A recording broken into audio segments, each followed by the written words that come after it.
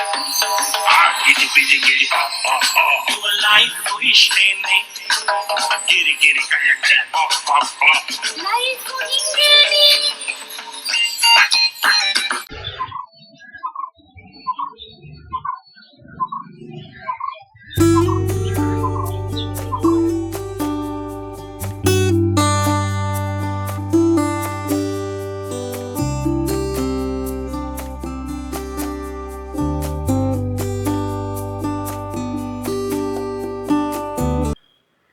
ನಮಸ್ಕಾರ ಸ್ನೇಹಿತರೆ, ರೇಖಾ ಪ್ರಪಂಚಕ್ಕೆ ಸ್ವಾಗತ.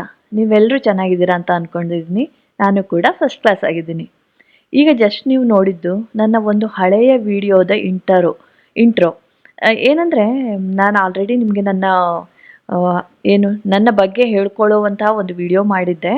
ಅದರಲ್ಲಿ ಹೇಳಿದ್ದೆ ನಾನು 2018ಇಂದ ಯೂಟ್ಯೂಬ್ ಟ್ರೈ ಮಾಡ್ತಾ ಇದ್ದೀನಿ ಅಂತ.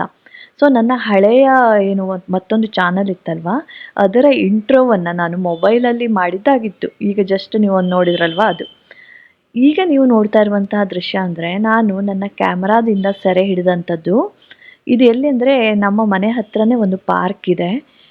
ಅಲ್ಲೇ ಅದರ ಪಕ್ಕ ಒಂದು ಸ್ವಿಮ್ಮಿಂಗ್ ಪೂಲ್ ಇದೆ. ಆ್ಯಕ್ಚುಲಿ ನನ್ನ ಮಗ ಚಿಕ್ಕವನಿದ್ದಾಗ, ಈಗ 5 ವರ್ಷದ ಹಿಂದೆ, ಅವನನ್ನು ಅವನು ಸ್ವಿಮ್ಮಿಂಗಿಗೆ ಹೋಗ್ತಾ ಇದ್ದ. ಅವನನ್ನು ಅಲ್ಲಿ ಬಿಟ್ಟು ಮತ್ತೆ ಮಧ್ಯೆ ಅದು ಕ್ಲಾಸ್ ಮುಗಿಯೋವರೆಗೆ ಟೈಮ್ ಇರ್ತಿತ್ತಲ್ವ, ನಾನು ಪಾರ್ಕಿಗೆ ಬರ್ತಾ ಇದ್ದೆ. ಪಾರ್ಕಿಗೆ ಬರುವಾಗ ಏನಂದರೆ, ರೋಡ್ ಪಕ್ಕದಲ್ಲೇ ಕಂಪೌಂಡ್ ಪಕ್ಕದಲ್ಲೇ ಈ ಮರ ಇದೆ. ತುಂಬ ಹೈಟ್ ಏನೂ ಇಲ್ಲ. ಆ ಮರದ ಮೇಲೆ ಈ ಗಿಣಿಗಳು ಎಷ್ಟು ಚೆನ್ನಾಗಿತ್ತು ಗೊತ್ತಾ. ತುಂಬ ಒಂದು 8-10 ಅಂತೂ ಇದ್ವು. ಇವು ರೋಡ್ ಸೈಡೇನೆ, ತುಂಬ ಹೈಟಲ್ಲೂ ಇಲ್ಲ. ಎಷ್ಟು ಚೆನ್ನಾಗಿ ಆಟ ಆಡ್ತಾ ಇದ್ವು ಅಂದರೆ, ಅವುಗಳ ಚಿಲಿಪಿಲಿ ಕೇಳೋದಕ್ಕೆ ತುಂಬಾ ಮುದ್ದಾಗಿತ್ತು, ನೋಡೋದಕ್ಕೂ ಕೂಡ. ನಾನು ಕೂಡ ಫಸ್ಟ್ ಟೈಮ್ ಇಷ್ಟು ಹತ್ತಿರದಿಂದ ಗಿಣಿಗಳನ್ನು ನೋಡಿದ್ದು. ಏನು ಝೂದಲ್ಲಿ ನೋಡ್ತೀವಲ್ವ ಅದು ಬೇರೆ, ಬಟ್ ಇಲ್ಲಿ ಅವು ಫ್ರೀ ಆಗಿದ್ವು. ಬಟ್ ಅವಕ್ಕೇನು ಮನುಷ್ಯರ ಭಯ ಏನೂ ಇರಲಿಲ್ಲ. ನನ್ನ ಅಕ್ಕಪಕ್ಕ ಸುಮಾರು ಜನ ನೋಡ್ತಾ ಇದ್ರು. ಲಕ್ಕಿಲಿ ನಾನು ಅವತ್ತು ಕ್ಯಾಮ್ರಾ ತೊಗೊಂಡು ಹೋಗಿದ್ದೆ. ಕ್ಯಾಮ್ರಾ ಹ್ಯಾಂಡಲ್ ಮಾಡೋದು ಅಷ್ಟು ಚೆನ್ನಾಗಿ ಗೊತ್ತಿರಲಿಲ್ಲ, ಅದಕ್ಕೇ ಫುಟೇಜ್ ಒಂದು ಸ್ವಲ್ಪ ಶೇಕ್ ಆಗಿದೆ. ಬಟ್ ಸ್ಟಿಲ್ ಎಷ್ಟು ಖುಷಿಯಿಂದ ನಾನು ಇವುಗಳ ವಿಡಿಯೋವನ್ನು ಮಾಡಿಕೊಂಡೆ. ಅಲ್ಲೇ ಅವು ಕಿತ್ತಾಡ್ತಾ ಇದ್ವು, ಹಾರೋದು ಮತ್ತೆ ಬರೋದು, ಪ್ಯಾಚಪ್ ಆಗೋದು, ಈ ಥರ ಒಂಥರ ತುಂಬಾ ಚೆನ್ನಾಗಿತ್ತು. ಗಿಣಿಗಳು ನೋಡೋದಕ್ಕೆ ಕೂಡ ತುಂಬ ಚೆನ್ನಾಗಿರ್ತಾವಲ್ವ. ಎಷ್ಟು ಚಿಲಿಪಿಲಿ ಅದು ಇದು ಇವುಗಳನ್ನು ನೋಡ್ತಾ ನೋಡ್ತಾ ಹಾಗೆ ಒಂದು 4-5 ನಿಮಿಷ ಆಯಿತು. ಬಟ್ ಅವು ಸ್ವಲ್ಪನೂ ಹೆದರಲಿಲ್ಲ. ಎಷ್ಟೊಂದು ಜನ ಸೇರಿದ್ರು ಅಲ್ಲಿ. ಲೈಕ್ ನೇಚರ್ ಇಷ್ಟಪಡೋರಿಗೆ ತುಂಬಾ ಇದು. ಯಾಕಂದರೆ ಬೆಂಗಳೂರಂಥ ಸಿಟಿಯಲ್ಲಿ ಇಂಥ ಜಂಗುಳಿಯಲ್ಲಿ ಆರಾಮಾಗೆ ಆಟ ಆಡ್ತಾ ಇದ್ವು. ಸೊ ನಿಮಗೂ ಕೂಡ ಈ ಫುಟೇಜ್ ಇಷ್ಟ ಆಗಿದೆ ಅನ್ಕೋತೀನಿ. ನೋಡಿ, ಅಲ್ಲೊಂದು ಪೊಟರೆ ಇದೆ. ಸೊ ಅದಕ್ಕಾಗಿ ಜಗಳ ಆಡ್ತಾ ಇದ್ದಾವು, ಏನೋ ಗೊತ್ತಿಲ್ಲ ಒಟ್ಟಿನಲ್ಲಿ. ನನಗಂತೂ ಈ ಥರದ ಫುಟೇಜ್ ತುಂಬಾ ಇಷ್ಟ ಆಗುತ್ತೆ. ಅಂದಹಾಗೆ ಅವತ್ತು ನನಗೆ ಕೆಲವಷ್ಟು ಜ್ಞಾನೋದಯ ಆಯಿತು. ಅದೇನೆಂದರೆ, ನಾನು ಬೇರೆಯವರ ವ್ಲಾಗ್ಸ್ ನೋಡಿಬಿಟ್ಟು ಆರಾಮಾಗಿ ಮಾಡ್ಬೋದು ವ್ಲಾಗ್ಸ್ ಅಂತ ಅಂದ್ಕೊಂಡಿದ್ದೆ. ಬಟ್ ನೋಡಿ, ನಾನು ಕ್ಯಾಮ್ರಾ ಹಿಡ್ಕೊಂಡು ನಡ್ಕೊಂಡು ಬರ್ತಾ ಇದ್ದೆ. ಎಷ್ಟು ಮುಜುಗರ ಆಗ್ತಾ ಇತ್ತಂದರೆ ಹೇಳಕ್ಕೆ ಸಾಧ್ಯ ಇಲ್ಲ. ಸೊ ನನಗದು ರಿಯಲೈಸ್ ಆಯಿತು. ಏನಂದರೆ, ಪಬ್ಲಿಕ್ಕಲ್ಲಿ ಕ್ಯಾಮ್ರಾ ಹಿಡ್ಕೊಂಡು ವ್ಲಾಗಿಂಗ್ ಮಾಡೋದಿದೆ ಅಲ್ಲ, it is not at all a small task. ತುಂಬಾ ಮೆಂಟಲ್ ಬ್ಲಾಕ್ಸ್ ಓವರ್ಕಮ್ ಮಾಡಬೇಕಾಗತ್ತೆ. ಅಲ್ಲದೆ ಇದು ಪಾರ್ಕಿನ ಕೆಲವು ಚಿಕ್ಕ ವಿಜುವಲ್ಸ್ ಇದೆ. ಅವುಗಳನ್ನು ಕೂಡ ನಾನು ನನ್ನ ಆ ವಿಡಿಯೋದಲ್ಲಿ ಹಾಕಿದ್ದೆ. ಸೊ ಆ ವಿಡಿಯೋವನ್ನೇ ಈಗ ನಿಮ್ಮ ಜೊತೆ ಶೇರ್ ಮಾಡ್ಕೋತಾ ಇದ್ದೀನಿ. ಆ ಪಾರ್ಕಲ್ಲಿ ನೋಡಿ, ತುಂಬಾ ಶೋ ಪ್ಲ್ಯಾಂಟ್ಸ್ ಇದ್ವು, ಚೆನ್ನಾಗಿತ್ತು. ತುಂಬ ಹೂವಿನ ಗಿಡಗಳು, ಹುಲ್ಲು, show plants, colourful show plants, ಈ ಥರ ತುಂಬಾ ಚೆನ್ನಾಗಿದೆ ಅದು ಪಾರ್ಕ್. ವಾಕಿಂಗ್ ಲೇನ್ ಕೂಡ ಇದೆ. ತುಂಬ ಜನ ವಾಕಿಂಗ್ ಬರ್ತಾರೆ ಮಾರ್ನಿಂಗು ಈವ್ನಿಂಗ್ ಎಲ್ಲನೂ. ಬೆಂಗಳೂರಲ್ಲಿ ಅದೊಂದು ಚೆನ್ನಾಗಿ ಸ್ವಲ್ಪ ದೂರದಲ್ಲಿ ಚೆನ್ನಾಗಿರೋ ಪಾರ್ಕ್ಗಳಿದ್ದಾವೆ. ಸೊ ಇದರ ನಂತರ ನಾನು ಮುಂದಿನ ಒಂದು ಪುಟ್ಟ ವಿಡಿಯೋವನ್ನು ಆ್ಯಡ್ ಮಾಡಿದ್ದೀನಿ. ಅದು ಕೂಡ ಹಳೆಯದೇನೆ. 2019 ಅನ್ಕೋತೀನಿ, 2019 ಇಂಡಿಪೆಂಡೆನ್ಸ್ ಡೇ ಅನ್ಕೋತೀನಿ ಇದು. ಸೊ ಅದಕ್ಕೆ ನಾನು ಫ್ಲವರ್ ಶೋ ಆಗುತ್ತಲ್ವ ಲಾಲ್ಬಾಗಲ್ಲಿ, ಅಲ್ಲಿಗೆ ಹೋಗಿದ್ದೆ. ಆಗ ಕೂಡ ಒಂದಿಷ್ಟು ಕ್ಲಿಪ್ಪಿಂಗ್ ತೊಗೊಂಡಿದ್ದೆ. ಇದು ನೋಡಿ, ಎಂಟ್ರೆನ್ಸ್ ದಾಟಿ ಬಂದ ತಕ್ಷಣ ಈ ರೀತಿ ಇದೆ.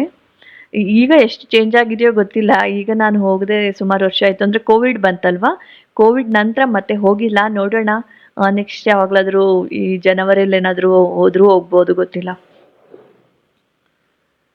ಆ್ಯಕ್ಚುಲಿ ಹೂವು ಇಷ್ಟಪಡೋರಿಗೆ ಫುಲ್ಲು ಒಂದು ಮುಕ್ಕಾಲು ದಿನ ಅಂತೂ ಬೇಕು ಇದಕ್ಕೆಲ್ಲ ಹೋಗ್ಬಿಟ್ರೆ. ತುಂಬ ಚೆನ್ನಾಗಿರುತ್ತೆ ಮಾತ್ರ. ಎಷ್ಟು ಥರದ ಹೂಗಳು, ಆ, ನೋಡೋದಕ್ಕೆ ತುಂಬಾ ಚೆನ್ನಾಗಿರುತ್ತೆ. ಚೆನ್ನಾಗಿ ಮೇಂಟೈನ್ ಕೂಡ ಮಾಡಿರ್ತಾರೆ. ಅದರಲ್ಲೂ ಫ್ಲವರ್ ಶೋ ಎಲ್ಲ ಆದಾಗಂತೂ ಏನಂತೀರ, ಮತ್ತು ಅದು ಡೆಕೋರೇಷನ್ ಎಲ್ಲ ಮಾಡಿರ್ತಾರಲ್ವ, ತುಂಬ ಚೆನ್ನಾಗಿರುತ್ತೆ. ಸೊ ಇವೆಲ್ಲ ಕೂಡ ಎಂಟ್ರೆನ್ಸಿಂದ ಹೋಗುವಾಗ್ಲೇ ಸುಮಾರು ದೂರ ನಡ್ಕೊಂಡು ಹೋಗ್ಬೇಕು ಮೇನ್ ಎಂಟ್ರೆನ್ಸಿಂದ ಒಳಗಡೆ.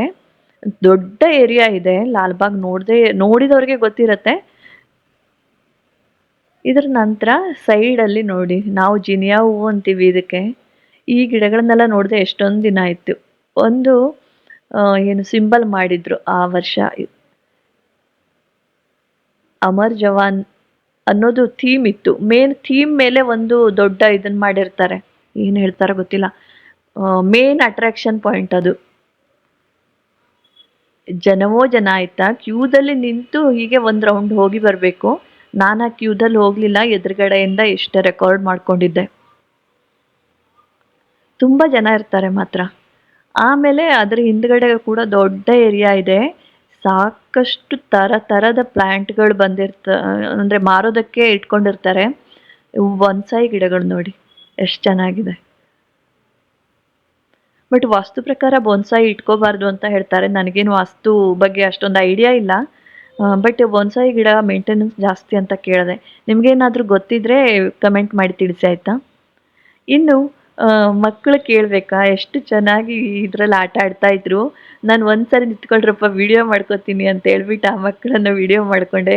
ಅವರು ಆ ಗುಳ್ಳೆ ಈ ಉಫ್ ಮಾಡಿ ಗುಳ್ಳೆ ಮಾಡ್ತಾ ಇದ್ರೆ ನನಗೆ ನೋಡೋಕೆ ಖುಷಿ ಆಗ್ತಾ ಇತ್ತು.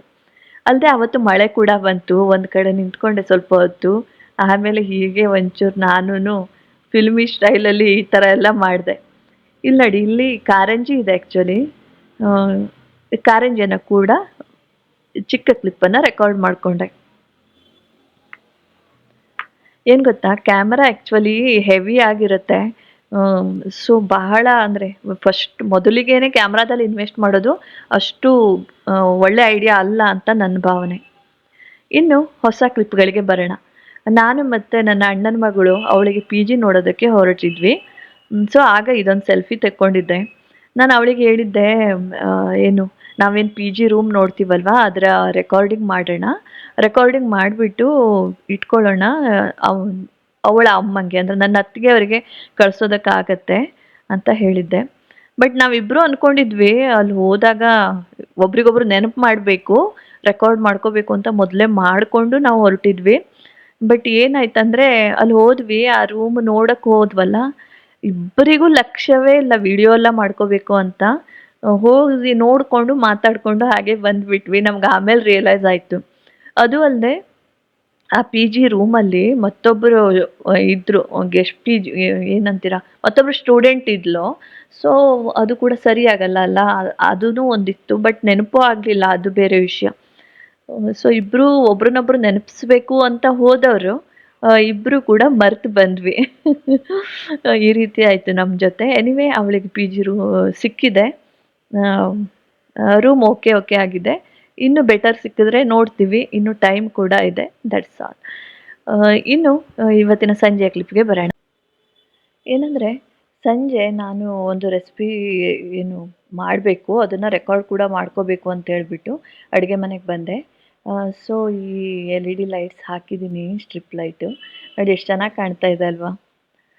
ತುಂಬ ಚೆನ್ನಾಗಿ ಅನಿಸ್ತಾ ಇತ್ತು. ಅಲ್ಲಿ ಒಂದು ಕಡೆ ಮೂಲೆಯಲ್ಲಿ ನಾನು ಮೊಬೈಲ್ ಇಟ್ಕೊಂಡಿದ್ದೀನಿ. ಆಫ್ಕೋರ್ಸ್ ಯಾವುದೋ ಒಂದು ವಿಡಿಯೋ ಕೇಳ್ತಾ ನಾನು ಈ ಕೆಲಸ ಮಾಡ್ಕೋಬೇಕು ಅಂತ ಅಂದ್ಕೊಂಡಿದ್ದೀನಿ.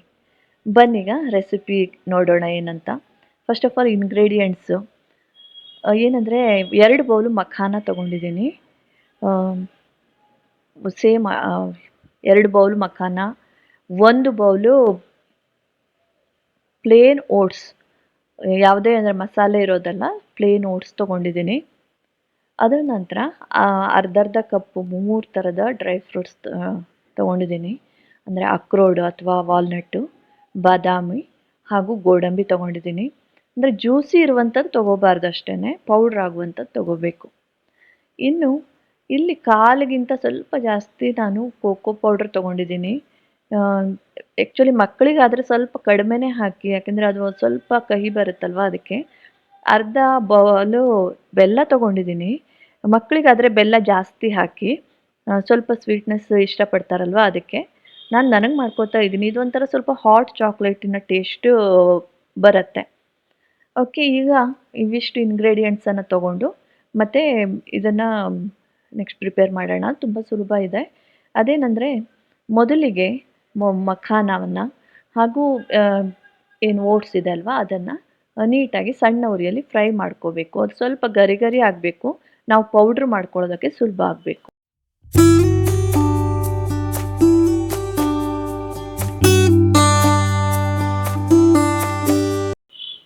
ಈಗ ಈ ಅಕ್ರೋಡ್ ಇದೆ ಅಲ್ಲ, ವಾಲ್ನಟ್, ಅದನ್ನು ಸ್ವಲ್ಪ ಫ್ರೈ ಮಾಡೋಣ.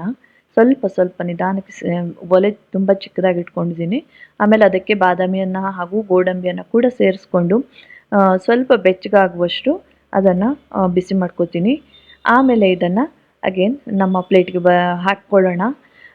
ಇನ್ನು ಇವೆಲ್ಲವೂ ಕೂಡ ಚೆನ್ನಾಗಿ ತಣ್ಣಗಾಗಬೇಕು. ನಾವು ಪೌಡರ್ ಮಾಡೋದಕ್ಕೂ ಮೊದಲು ಒಂದು 5-6 ನಿಮಿಷ ಬೇಕಾಗ್ಬೋದು. ಸೊ ಈ ರೀತಿಯಾಗಿ ಇವೆಲ್ಲವನ್ನು ಕೂಡ ಚೆನ್ನಾಗಿ ತಣ್ಣಗಾದ ಮೇಲೆ ಇದಕ್ಕೆ ಕೋಕೋ ಪೌಡರ್ ಹಾಗೂ ಬೆಲ್ಲವನ್ನು ಕೂಡ ಸೇರಿಸ್ಕೊಂಡು ಸ್ವಲ್ಪವಾಗಿ ನಿಧಾನಕ್ಕೆ ಪೌಡರ್ ಮಾಡ್ಕೋಬೇಕಾಗತ್ತೆ. ನೋಡಿ, ಈ ರೀತಿಯಾಗಿ ಹುರಿದಿಟ್ಕೊಂಡಿದ್ದೀನಿ. ಸೊ ತಣ್ಣಗಾದ ಮೇಲೆ ಇದನ್ನು ಪೌಡರ್ ಮಾಡ್ಕೋಬೇಕು. ಪೌಡರ್ ಮಾಡ್ಕೊಳ್ಳುವಾಗ ಸ್ವಲ್ಪನೇ ಹಾಕ್ಕೋಬೇಕು. ಪೌಡರ್ ಮಾಡ್ಕೋಬೇಕು, ಜರಡಿ ಹಿಡ್ಕೋಬೇಕು. ಮತ್ತೆ ಉಳಿದಿರೋದನ್ನು ಏನು ಅಕಸ್ಮಾತ್ ನುಣ್ಣಗಾಗಲಿಲ್ಲ ಅಂದರೆ ಅದನ್ನು ಮತ್ತೆ ಸೇರಿಸ್ಕೊಂಡು ಮಿಕ್ಸಿಯಲ್ಲಿ ಮತ್ತೆ ಪೌಡರ್ ಮಾಡ್ಕೋಬೇಕು, ಮತ್ತೆ ಜರಡಿ ಹಿಡಿಬೇಕು. ಈ ರೀತಿಯಾಗಿ ಮಾಡ್ತಾ ಹೋದರೆ ನಮಗೆ ಒಂದು ಫೈನ್ ಪೌಡರ್ ಸಿಗುತ್ತೆ. ಎಷ್ಟು ಫೈನ್ ಆಗುತ್ತೋ ಅಷ್ಟು ಒಳ್ಳೆಯದು. ಯಾಕೆಂದರೆ ಬಿಸಿ ಹಾಲಿನಲ್ಲಿ ಅದನ್ನು ಹಾಕಿ ಕುಡಿಯುವಾಗ ಅಂದರೆ ನೈಸಾಗಿ ಪೌಡ್ರ್ ಆದರೆ ಅದು ನೀಟಾಗಿ ಏನು ಮಿಕ್ಸ್ ಆಗುತ್ತಲ್ವ ಅದಕ್ಕೇ. ನಮ್ಮ ನಾರ್ಮಲ್ ಹೆಲ್ತ್ ಡ್ರಿಂಕ್ಸ್ ಏನೇನಿರುತ್ತೆ ಅವೆಲ್ಲ ಹೇಗೆ ಹಾಲಿಗೆ ಹಾಕಿದಾಗ ಚೆನ್ನಾಗಿ ಮಿಕ್ಸ್ ಆಗುತ್ತಲ್ವ, ಈ ಥರ. ಸೊ ಟೇಸ್ಟ್ ಚೆನ್ನಾಗೇ ಬಂದಿತ್ತು. ನಾನು ಆಲ್ರೆಡಿ ಹೇಳಿದಾಗೆ, ನಾನು ಹೇಳಿದ ಕ್ವಾಂಟಿಟಿಯಲ್ಲಿ ಮಾಡಿದರೆ ನಿಮಗೆ ಈ ಹಾಟ್ ಚಾಕ್ಲೇಟ್ ಬರುತ್ತಲ್ವ, ಆ ಇದರಲ್ಲಿ ಟೇಸ್ಟ್ ಬರುತ್ತೆ ಇದು. ಸ್ವಲ್ಪ ಕೋಕೋ ಪೌಡ್ರ್ ಸ್ವಲ್ಪ ಕಹಿ ಬರುತ್ತೆ. ಅದು ಎಲ್ಲರಿಗೂ ಇಷ್ಟ ಆಗಲಿಕ್ಕಿಲ್ಲ ಈ ಪೋರ್ಷನ್ನಲ್ಲಿ.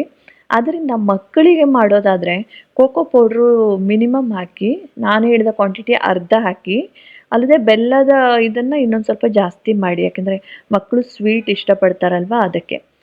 ಸೊ ಇವತ್ತಿನ ವಿಡಿಯೋದಲ್ಲಿ ಇಷ್ಟೇ ಫ್ರೆಂಡ್ಸ್. ನಿಮಗಿದು ಇಷ್ಟ ಆಗಿದೆ ಅನ್ಕೋತೀನಿ. ಇಷ್ಟ ಆದರೆ ವಿಡಿಯೋವನ್ನು ಲೈಕ್ ಮಾಡಿ, ಚಾನಲ್ನ ಸಬ್ಸ್ಕ್ರೈಬ್ ಮಾಡ್ಕೊಳ್ಳಿ, ಒಂದೊಳ್ಳೆ ಕಮೆಂಟನ್ನು ಹಾಕಿ ಹಾಗೂ ನಿಮ್ಮ ಸ್ನೇಹಿತರೊಂದಿಗೆ ಶೇರ್ ಮಾಡಿ. ಮತ್ತೆ ಸಿಗ್ತೀನಿ ಹೊಸ ವಿಡಿಯೋದೊಂದಿಗೆ. Until then take care, bye ಬಾಯ್.